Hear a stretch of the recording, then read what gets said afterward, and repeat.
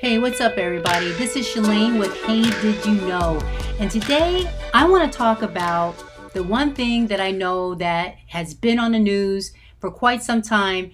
And yes, I'm going to speak my 2 cents about it because it's something that I feel like I have to express what's on my heart. I've taken a whole week and I wanted to just make sure that I have my thoughts together so I can do this, without being upset, which I can't guarantee that I won't. So, Saturday, there was a demonstration here in Orlando, and for the most part, it was it was peaceful. I mean, I looked on Twitter and I saw the demonstrations. They had signs and they marched peacefully. But I am going to read a letter that was published from Buddy Dyer, who is the mayor of Orlando. It says, as a community and as a nation, we need to recognize why so many Americans participating in recent demonstrations and why they are happening. They are a result that many iniquities that exist in our country. As a white male, I cannot tell you that I fully understand the hurt and fear many people of color experience every day. But I can say that I see you, that I hear you, and that above all else, together we will enact change by joining our voices. On Saturday, I was proud that for hours our residents did just that.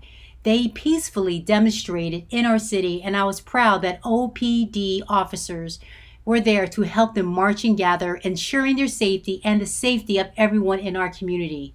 Together with Chief Rollion, I have spoken to our officers and reminded them of the high standards which they serve our community and ensure the safety of everyone in our city. OPD officers have been committed to building bonds with residents and policing through partnerships, and they will remain dedicated to working with our residents to keep Orlando safe. In Orlando, we have a long history of demonstrating peacefully. We have long been a beacon of light for how other communities should come together. Unfortunately, last evening, a small group of people brought violence to these peaceful demonstrations, putting others, themselves, and our officers in danger. I want to remind our residents we support your demonstrations, we stand with you, we join our voices together with you, but we do not welcome violence in our community. We should not overshadow our demands for change by bringing violence to these events. Instead, we will again show the world why Orlando is different, and we will again show that Orlando is united in love, compassion, and understanding. Sincerely, Buddy Dyer, Mayor. Reading that spoke volumes to me because the fact that he says, as a white male, I cannot tell you that I fully understand the hurt and fear many people of color experience every day. And he goes on to say that he sees and he empathizes with what we're going through, and that he wants the community to join together and raise their voices together peacefully against the violence in these riots and against the injustice.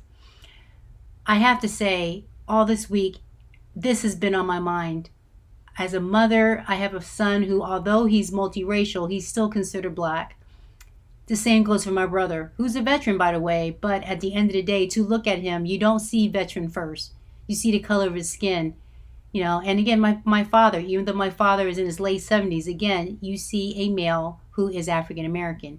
And the fact of the matter is, it scares me to think that any given point in time, any one of those loved ones could be at the wrong place. They could fit a profile. They could just be sitting at home and just have their residence mistaken for an area that has suspected drug activity. And next thing you know it, my brother is shot and killed for what? My son. Even though he's not here in the States, but I pray that where he lives in Japan. I pray that where he lives, that the injustices against people of color are not the same in Japan. I just pray, I hope. It's disturbing. The fact that I'm grateful. I have, white brothers and sisters who private message me and first of all apologizing, which I feel bad that they feel the need to apologize to me, but they did. They apologized to me. They said to me that if there's anything that they can do to help me feel better, just to let them know. And the fact of the matter is, all that I ask is that you just do exactly what you did. Use your voice. I hate using the phrase use your white privilege, but unfortunately, that's just how it looks from here. To use what you have and to support us and stand by us, because the ones who see but say nothing, you're just as bad as the ones who do it, you know? And yes, hashtag Black Lives Matter. Yes, all lives do matter, but like I read earlier, for someone to say all lives matter, it's not just Black Lives Matter. It's the look at it like this: if your house was on fire, and you figure, well, the firefighters have to take care of all the houses because all houses matter, but your house is the one that's on fire. That's kind of dumb, right? Well, in this situation, we have a black man that was killed. You think about it: 9 minutes. Someone kneeled on his neck for 9 minutes, even though he was already in handcuffs and he was face down on the pavement. 9 minutes. And I can understand why the riots and the demonstrations are going on. I don't condone them. I don't. We've got to figure out a different way to express our anger and our frustrations, but we can't take it out on the local communities and small businesses by smashing and breaking and looting. That doesn't solve anything. It doesn't. I understand that sometimes we're just so frustrated. That's the only thing that we feel like we can do, but it's not.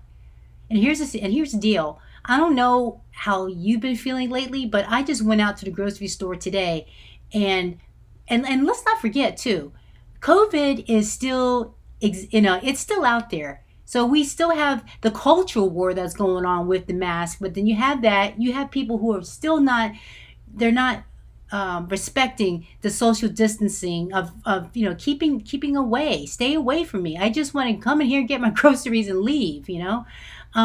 So you take the tension between that situation and then the tension of the riot situation, and you've just got a nasty recipe of some serious violence happening. And I just ask that we all just take a breath, step back, and let's just try to work through this. Let's just work through this peacefully and together, because at the end of the day, you bleed, I bleed the same, right? Last I looked. And I'm just trying so hard to just do this without getting emotional, but it's hard. I mean, I have family members that have small children, and now they have to go and tell their children. They have to have that very uncomfortable conversation. What happens when I'm approached by the police? As a child of color, we have to have that conversation with them to comply, hands up, hands visible, and hope that they're still not approached. And it's sad that we have to have that conversation, but it is unfortunately a part of what's happening today. We're setting a legacy for our children, and we're showing them, we're teaching them how we're going to act. And I would rather have my kids and my future family members see that, they didn't handle it that way. They handled it peacefully, not by any means necessary, because two wrongs don't make a right, guys. Come on. So with that being said, I'm going to go ahead and wrap this up. I'm not going to ramble, because I think with everything that's been said has been said. I just had to speak my mind and let loose of what was inside of me. Otherwise, it would have just came out probably unproductively, and we don't want that. So with that being said, thank you so much for listening. I can be found on Instagram and on Twitter, FOY1966. I have a journalist page, Shalane Demarest. And this podcast can be heard on iHeartRadio, Google, Apple, Stitcher, Spotify, and Transistor. I've moved, Transistor FM now. Please review, write into me, let me know what you're thinking. I would love to have you on the air sometime. So I'm looking for people to bring on and interview. So if you've got a subject matter that you want to talk about, please reach out to me, and let's go ahead and do this, okay? One love, guys. Thank you so much for listening. Take care.